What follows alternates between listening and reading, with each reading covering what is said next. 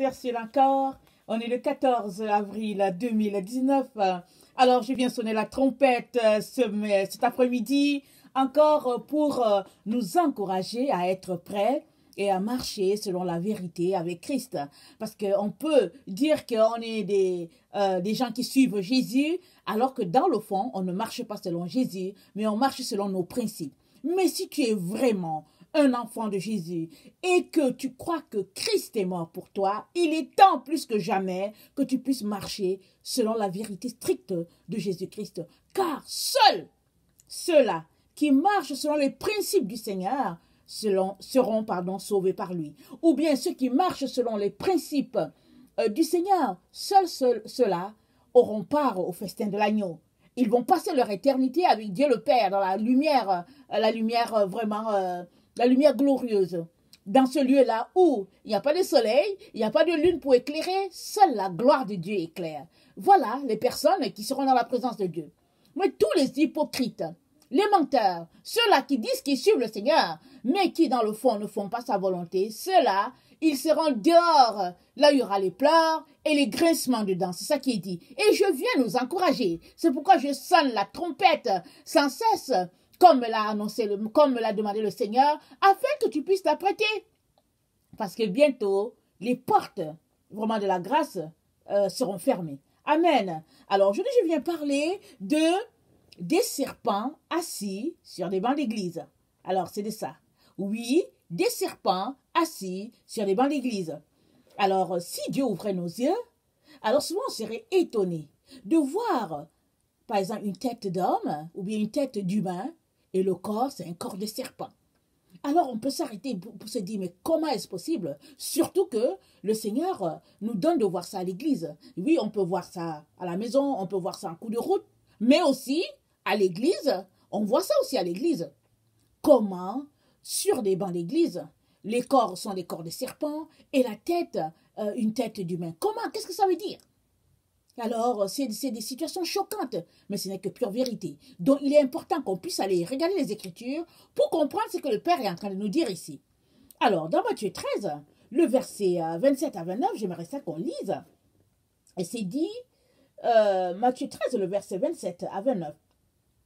Les serviteurs du maître de la maison vinrent lui dire, Seigneur, n'as-tu pas semé une bonne semence dans ton champ? D'où vient donc qu'il y a de l'ivraie?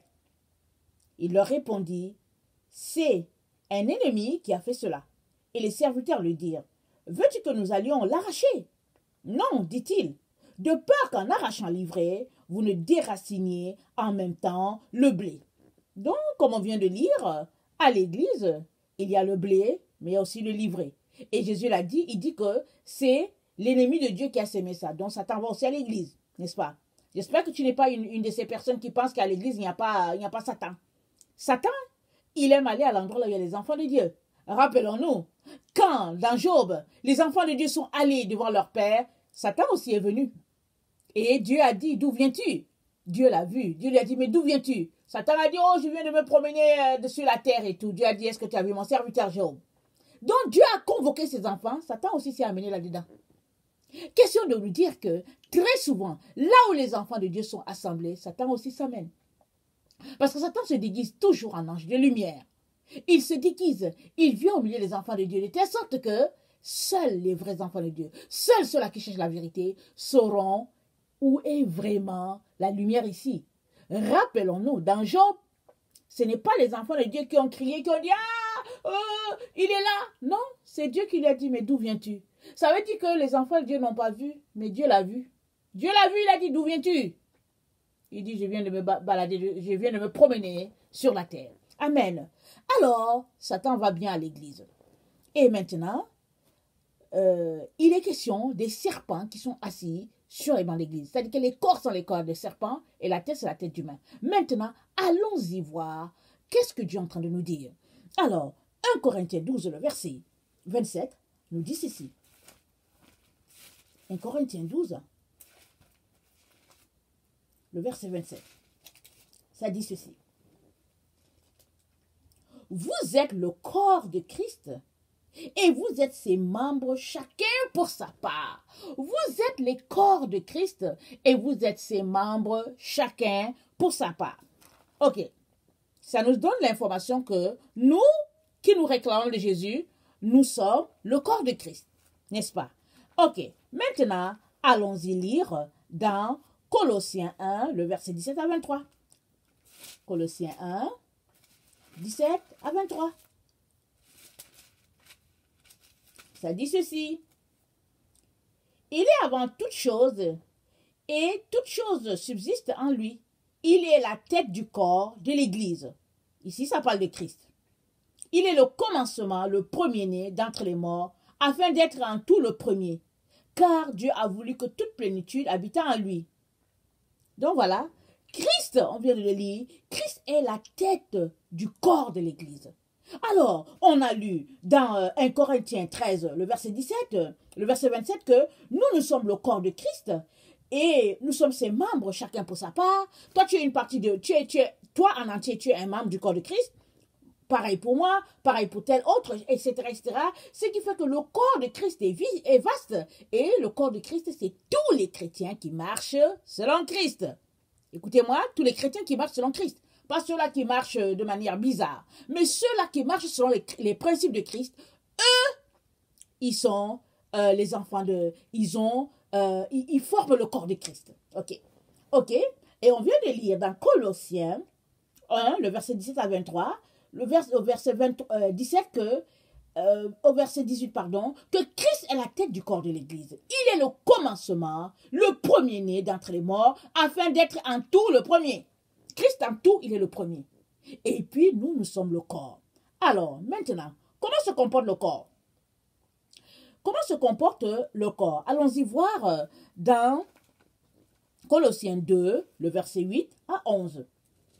Colossiens 2, le verset 8 à 11, ça nous dit ceci.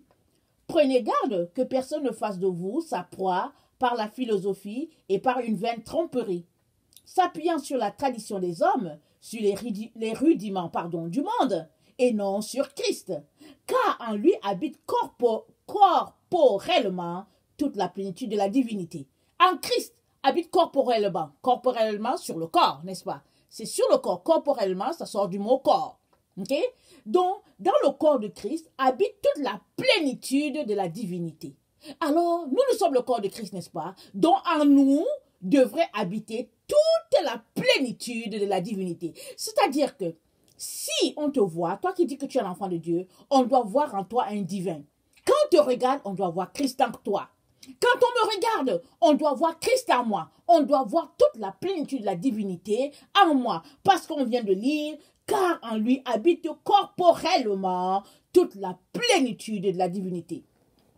Alors, c'est dit au verset 10, vous avez tout pleinement en lui, qui est le chef de toute domination et de toute autorité. Christ, là, c'est le chef de toute domination, le chef de toute autorité. Et ça nous dit quoi? Que c'est en lui que vous avez été circoncis, d'une circoncision que la main n'a pas faite. Ce n'est pas la circoncision de la peau, hein? Ce n'est pas la main. Mais il dit, c'est la circoncision de Christ qui consiste dans le dépouillement du corps de la chair. Alors, ça veut dire quoi? Ça veut dire que si toi et moi nous nous réclamons de Christ, ça veut dire que en nous, il n'y a plus les choses de la chair. Nous sommes dépouillés de tout ce qui est charnel. Et chaque jour, nous venons nous dépouiller de tout ce qui est chair, afin d'être uniquement à Christ. Et vraiment, pourquoi? Parce que Christ est la tête. Et nous sommes son corps. Amen. Alors, qu'est-ce que ça nous dit au verset 12? Ça nous dit, vous, ayant été ensevelis avec lui par le baptême, vous êtes aussi ressuscités avec lui par la foi en la puissance de Dieu qui l'a ressuscité des morts. Vous qui étiez autrefois morts par vos offenses, par l'incirconcision de votre chair, il vous a rendu à la vie avec lui en nous faisant grâce pour toutes nos offenses. Alors c'est ça. Jésus il nous a fait grâce. Toutes nos offenses ont été effacées. Et parce qu'ils ont été effacés, alors on marche désormais selon la divinité de Christ. C'est comme ça. C'est-à-dire que quand on nous voit, on voit en nous quelque chose de divin. Alors, Maintenant, Colossiens 2, le verset 13 à 15. Le verset 13 à 15, qu'est-ce que ça nous dit?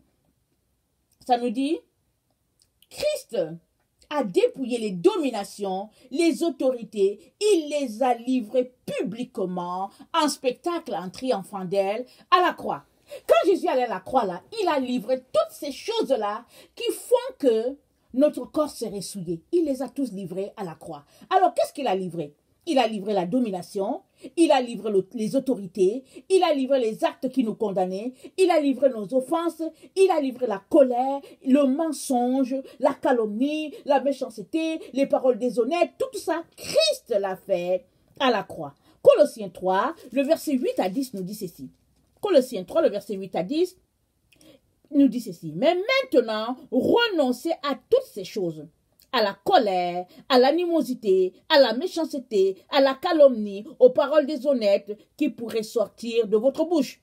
Ne mentez pas les uns aux autres, vous étant dépouillés du vieil homme et de ses œuvres, et ayant revêtu l'homme nouveau qui se renouvelle dans la connaissance selon l'image de celui qui l'a créé. Donc voilà.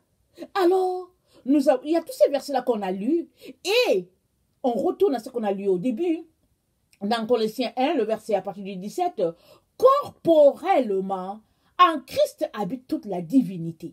Donc, si toi et moi sommes le corps de Christ là, en nous, on ne doit plus avoir ces choses-là. Les autorités démoniaques, les actes de barbarie, les offenses, colère, mensonges, adultère, toutes ces choses-là, ça ne devrait pas être vu en l'enfant de Dieu.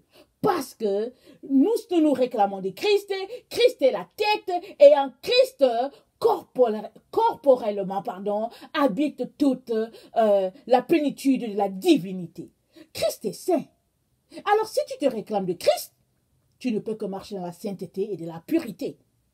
Et qu'est-ce que Jean a dit? Jean a dit, petits enfants, nous ne péchons plus. Maintenant que nous sommes à Christ, il dit, nous ne péchons plus. Et qu'est-ce qu'il est en train de dire?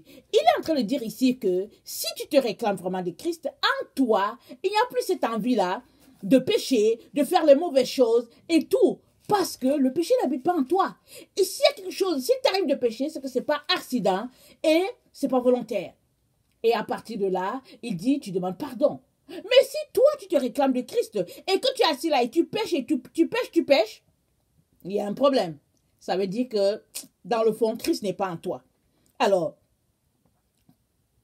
au verset, dans 1 Jean 5, le verset 1, c'est dit, quiconque croit que Jésus est le Christ est né de Dieu, et quiconque aime celui qui l'a engendré, aime aussi celui qui est né de Dieu. Ok, c'est pas celui-là que je voulais lire. Attendez.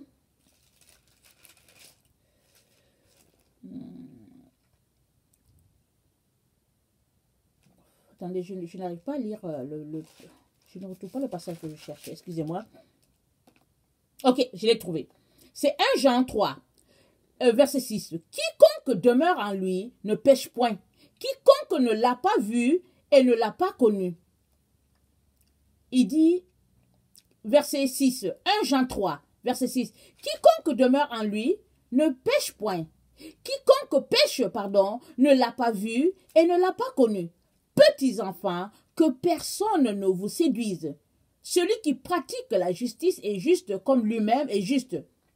Celui qui pêche est du diable, car le diable pêche dès le commencement. Le Fils de Dieu apparut afin de détruire les œuvres du diable. Quiconque est né de Dieu ne pratique pas le péché, parce que la semence de Dieu demeure en lui, et il ne peut pécher parce qu'il est né de Dieu. Voilà. Si Dieu est en toi, tu ne peux pécher. La semence de Dieu en toi, tu ne peux pécher. Parce que tu aimes tellement le Seigneur. Et c'est quoi cette semence de Dieu en toi? C'est le Saint-Esprit. Quand le Saint-Esprit est en toi, il t'enseigne toutes choses. C'est ça que Jésus-Christ a dit. Il dit le consolateur va venir. Il dit il va t'enseigner toutes choses. Il va prendre de ce qui est à moi et il va te l'enseigner. Et la Bible nous dit que Jésus-Christ n'a point péché. Alors si tu te réclames de Dieu, alors le Saint-Esprit en toi va faire que tu ne pêches point. Tout ce que tu as envie, c'est de plaire à ton Seigneur, de faire toutes les choses qui lui sont agréables. C'est comme ça que tu démontres que tu es à Christ. C'est comme ça que tu démontres que tu l'aimes. Et tout ça. Alors, les enfants de Dieu, donc, Quand on les voit, ce sont des petits Christ. Dès qu'on les voit, on voit la divinité de Christ en eux. C'est comme ça qu'on les reconnaît. Ils ne marchent pas selon l'hypocrisie, ils ne marchent pas selon le train-train de ce monde. Même dans leur habillement, on les voit très bien. On sait que ceux-là, ils appartiennent à Christ. La lumière de Dieu est en eux.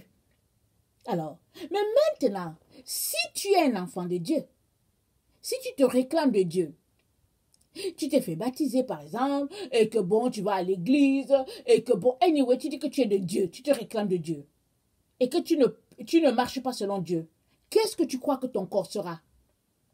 Ton corps sera le corps du serpent, n'est-ce pas? Eh oui, ton corps ne sera pas un corps divin. En toi, on ne verra pas la divinité de Christ. On verra le corps du serpent. Allons-y regarder qu'est-ce que le serpent reflète dans son corps. Alors, Éphésiens 6,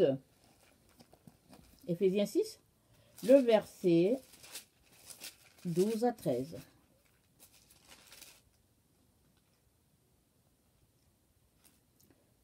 Ok, tu es un enfant de Dieu, tu ne marches pas vraiment selon ce que Dieu attend de toi. Ça veut dire que tu marches selon la chair.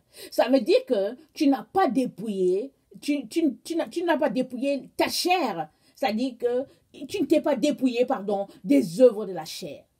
Tu continues de pratiquer tout ce qui est charnel. C'est ça que ça veut dire.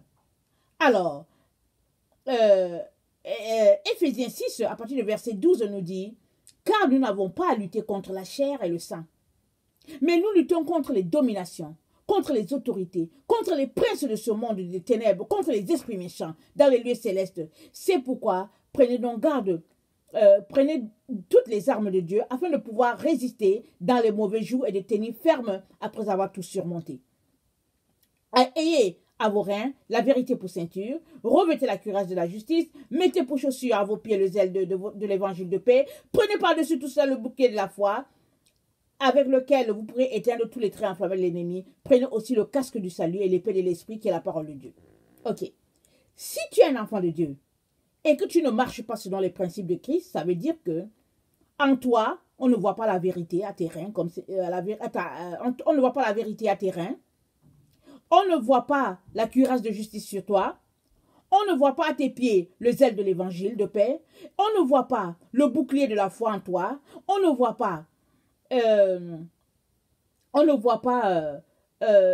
tout ce qui est sainteté en toi. Et quand on regarde, ta vie est remplie des principes de ce monde. Les esprits méchants font partie de ta vie. Et puis les principautés, les dominations font partie de ta vie.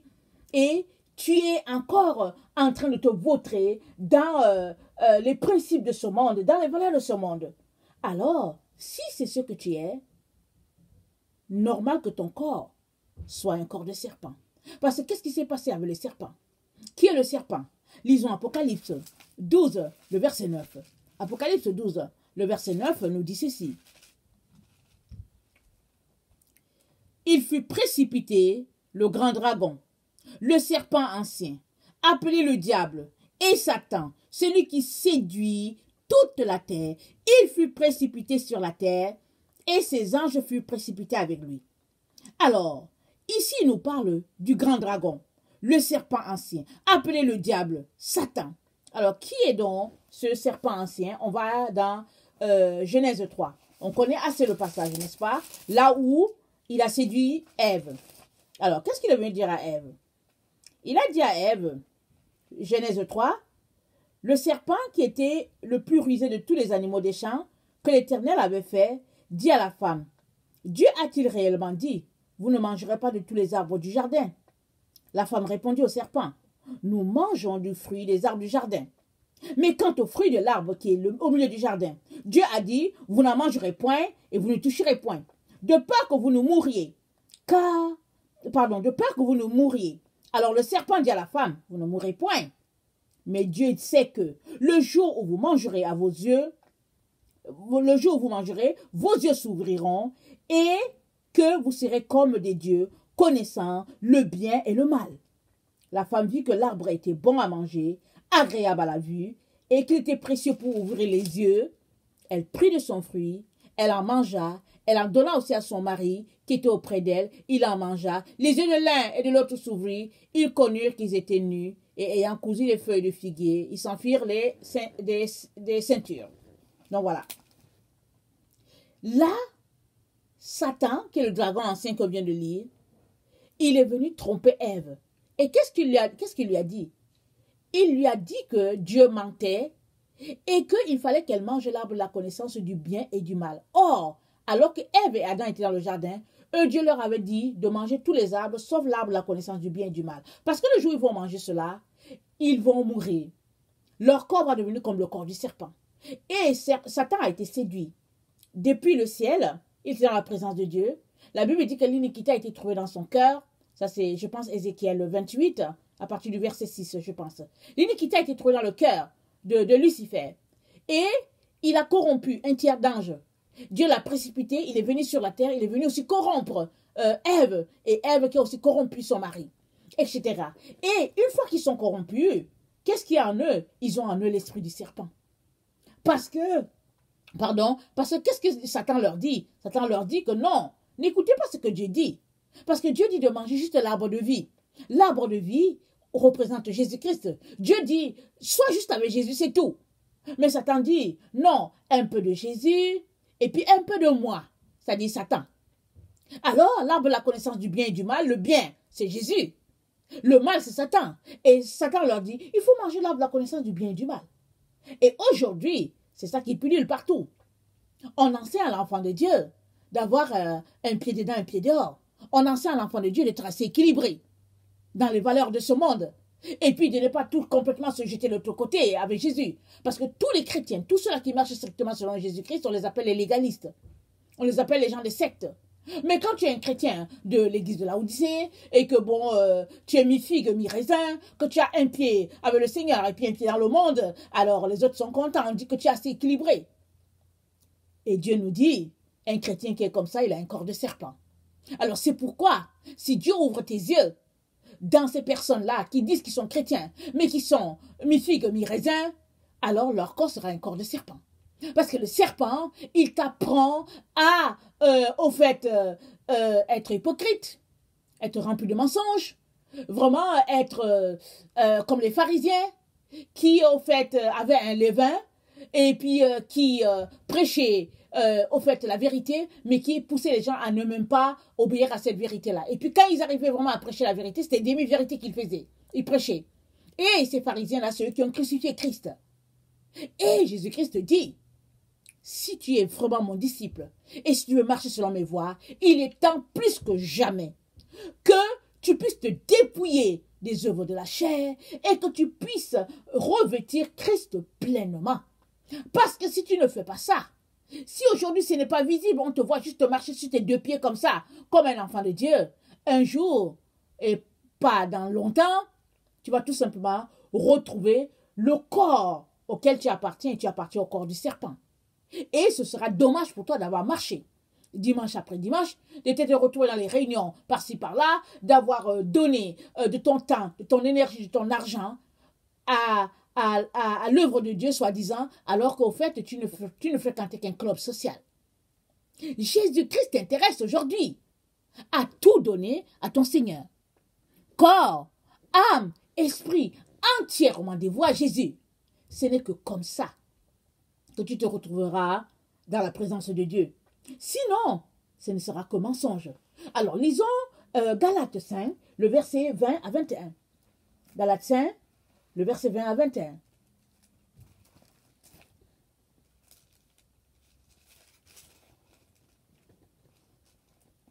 Je vais commencer au verset 16. Je dis donc, marchez selon l'esprit et vous n'accomplirez pas les œuvres de la chair. Car la chair a des désirs contraires à ceux de l'esprit, et l'esprit en a de contraires à ceux de la chair. Ils sont opposés entre eux, afin que vous ne fassiez point ce que vous voudriez. Si vous êtes conduit par l'esprit, vous n'êtes point sous la loi. Or, les œuvres de la chair sont manifestes. Ce sont l'impudicité, l'impureté, la dissolution, l'idolâtrie, la magie, les inimitiés, les querelles, les jalousies, les animosités, les disputes, les divisions, les sectes, l'envie, l'ivrognerie, les excès de table et les choses semblables. Je vous dis d'avance, comme je l'ai déjà dit, que ceux qui commettent de telles choses n'hériteront point le royaume de Dieu. Donc voilà, c'est de ces choses-là qu'est formé le corps de ceux qui sont un serpent. Si tu es un enfant de Dieu et que ces choses-là, tu les pratiques, ça veut dire que le corps que tu as là, c'est un corps de serpent. Parce qu'en toi, on va trouver les œuvres de la chair, l'impudicité, l'impureté, la dissolution, l'idolâtrie, la magie, l'inimitié, les querelles, jalousie, animosité, disputes, division, secte, envie, ivrognerie, excès de table, moquerie, choses semblables, etc., etc., magie, et puis divination, et puis on en passe, c'est long la liste. Si c'est ces choses-là que tu fais, s'il y a au moins un que tu pratiques, alors je viens t'informer que tu es un corps de serpent. Et tu vas rejoindre ton père qui est le diable. Alors arrête donc de te lérer en train de te réclamer de Jésus-Christ alors que tu pratiques les œuvres de la chair. Si tu veux tout simplement dire que si tu veux pratiquer les œuvres de l'esprit, alors pratique-les et tu appartiendras pleinement à Jésus-Christ. Parce que Jésus-Christ ne peut pas collaborer avec toi. Il ne peut pas être la tête de quelque chose qui est rempli d'ivrognerie, de magie, d'inimitié. Non. Si tu te réclames de Christ, marche selon Christ, marche selon la sainteté, marche selon la pureté. Sinon, ne te trompe pas, ne te leurre pas. Alors, Galates 5, le verset 16 à 10, pas de 16 à 19, Galates 5, le verset 22 à 26 dit ceci. Parlant du corps de Christ, il dit, mais le fruit de l'esprit, c'est l'amour, la joie, la paix, la patience, la bonté, bénignité, la fidélité, la douceur, tempérance. Il dit, ceux qui sont à Christ ont crucifié la chair avec ses passions et ses désirs. Si nous vivons par l'esprit, marchons selon l'esprit. Ne cherchons pas une vaine gloire en nous provoquant les uns les autres et en nous portant envie les uns les autres. Donc, si vraiment tu te réclames de Christ, voilà les choses qu'on devrait retrouver en toi. La bonté, bénignité, fidélité, douceur, tempérance, joie, paix, patience, amour, fruit de l'esprit, ça devait se retrouver en toi pleinement. Parce que tu ne peux pas dire que tu es à Christ et pratiquer les œuvres de la chair. Jésus-Christ dit quoi? Il dit, l'amour du monde, c'est inimitié contre Dieu. Soit tu es avec Christ, soit tu es avec le monde. Et si tu es avec Christ, alors laisse les œuvres de la chair. Concentre-toi à Christ. Cherche-le jour et nuit. Et fais de lui ton joyau, ton délice. Ce n'est que comme ça que le corps qui est en toi sera le corps de Christ. Parce que moi, je suis le corps de Christ. Toi, tu es le corps de Christ. Je suis le membre du corps de Christ. Tu es membre du corps de Christ. Chaque enfant de Dieu qui marche strictement selon Jésus-Christ et fait partie du corps de Christ. Une fois rassemblés, chaque membre, une fois rassemblé, nous faisons partie du corps de Christ. Et le corps de Christ, ce n'est pas un corps souillé. C'est un corps saint. C'est un corps pur. Il n'y a pas, c'est pas un corps plein de putréfaction. Non, non, non. C'est un corps où toute la divinité, corporellement, habite dans ce corps-là. C'est ça qu'on a lu au début. Il est donc important qu'on puisse s'arrêter chacun pour sa part, pour se demander si nous sommes vraiment en train de nous leurrer, en train de nous tromper, ou si nous sommes en train de faire les choses pleinement. Parce que si les humains ne te voient pas, Dieu te voit clairement. Si les humains ne savent pas ce que tu fais, Dieu, il sait clairement ce que tu fais. Voilà pourquoi tu ne peux pas le tromper. Parce que tout ce que tu fais, les cieux le voient. Il est donc important, finalement, que tu puisses marcher clairement selon tes principes, selon tes choix de vie. Alors, si tu as choisi de vivre selon le monde, vis pleinement selon le monde. Ne va pas à l'église comme pour te camoufler, croyant que les gens ne te voient pas. Oui, les hommes ne te voient pas, ils ne savent pas ce que tu fais, mais Dieu te voit. Il sait très bien que ton corps, c'est un corps de serpent. C'est pas un corps de Christ. Parce que le corps de Christ, c'est un corps rempli de lumière. Amen. Alors, au verset 7 de Galates 6, c'est dit, ne vous y trompez pas, on ne se moque pas de Dieu. C'est qu'un homme aura sémé, il le moissonnera aussi. Celui qui sème pour sa chair moissonnera de la chair la corruption, mais celui qui sème pour l'esprit moissonnera de l'esprit la vie éternelle. Ne nous lassons pas de faire le bien, car nous moissonnerons au temps convenable et si nous ne nous relâchons pas. Donc, amen. Voilà ce que le Seigneur nous intéresse aujourd'hui à faire. Et c'est vrai, c'est pas évident, mais il est important de penser à demain. Si tu penses à aujourd'hui, tu risques de dire c'est trop compliqué. Mais si tu penses à demain, sachant que demain, tu vas te retrouver dans la présence de Dieu et que ceux-là qui passeront l'éternité avec Dieu le Père, c'est tous ceux-là qui auront choisi Christ et qui auront marché selon la vérité de Christ. Si tu penses à ça, alors tu choisiras de te sanctifier pour pouvoir plaire à Christ en tout temps. Mais si tu penses juste aujourd'hui, à tout ce que cela va te coûter, à tous les amis que tu vas quitter, que tu vas laisser, ou bien à la honte, à l'humiliation, pour ne pas vraiment te repentir devant Dieu de toutes les œuvres de la chair que tu pratiques, ce jour-là, tu ne pourras pas te tenir devant Dieu. Il te vomira de sa bouche. Il te dira, retire-toi, toi qui commets l'iniquité, il te chassera de sa présence.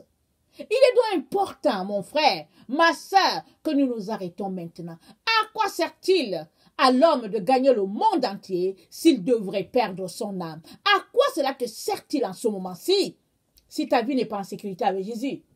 Ça ne te sert à rien, n'est-ce pas? Oui, tu peux avoir de l'argent, une belle maison, une belle voiture, etc., etc. Et puis, tu as tes amis autour de toi parce que, l'avenir, tu penses que tu le gères bien. Mais, le jour vient où Christ va régner sur ses ennemis. Et fais tout pour ne pas te retrouver à être compté parmi les ennemis de Dieu. Parce que tu ne gagneras pas. Tu ne gagneras pas. Tu auras le même sort que Lucifer. Et Lucifer, c'est celui-là qui s'est retrouvé devant la présence de Dieu, dans la présence de Dieu, dans le ciel, là en train de diriger l'armée céleste dans la louange. Lucifer s'est organisé pour pouvoir prendre la place de Dieu. Il a soupiré à prendre la place de Dieu. Et c'est comme ça que Dieu a vu l'iniquité dans son cœur et Dieu l'a chassé. Je ne sais pas si toi tu t'arrêtes souvent. Moi je m'arrête, je me dis mais comment il a fait? Comment a-t-il fait pour ne pas se contenter de sa position? D'accepter ce que Dieu lui a donné? Parce que c'est Dieu le créateur. Comment a-t-il fait pour envier la place de Dieu? Voilà, il n'y est plus. Mais ce qui est grave, c'est qu'il continue de faire des ravages dans nos corps. Parce que Satan est un ange déchu. C'est un ange mort. Il n'y a plus de vie en lui. Pour qu'il puisse faire quelque chose, il faut qu'il habite dans des corps comme toi et moi pour pouvoir faire des dégâts. Et les gens nous regardent, les gens disent que telle personne, vraiment, il fait les œuvres de la chair, il fait les œuvres de Satan et tout. Mais c'est parce que la personne a laissé Satan l'habiter. Si tu ne laisses pas Satan habiter en toi, tu ne feras rien de la chair. Tu feras juste les œuvres de l'esprit. C'est pourquoi Jésus-Christ nous a donné l'esprit de Dieu. Alors je viens vraiment nous encourager à faire de Jésus-Christ notre ultime sauveur et à ne pas être des personnes hypocrites, mais à être véridiques dans tout ce que nous faisons. Amen. Si toi tu es quelqu'un qui ne connaît pas le Seigneur Jésus, je viens te dire que Jésus-Christ est mort pour toi. Jésus-Christ est le seul pont entre Dieu et les hommes. Jésus-Christ est ton sauveur. Il est celui-là qui te mènera devant le trône divin. Il est donc important que tu puisses t'arrêter et que tu puisses connecter parfaitement à l'agneau de Dieu. C'est lui qui ôte le péché du monde. Ce n'est pas Mahomet, ce n'est pas Bouddha, ce n'est pas Confucius. Les gens nous disent qu'il y a plusieurs prophètes, mais je viens te dire que tous ces prophètes-là sont des êtres humains, ils ne peuvent pas te sauver. La seule personne qui sauve, c'est Jésus-Christ, le Fils de Dieu. Alors, viens devant lui et demande-lui ce que tu entends, c'est vrai. Et prie Dieu et Jésus-Christ se manifestera à toi. Amen. Voilà, je vous aime beaucoup. Dieu davantage. Soyez bénis. Merci.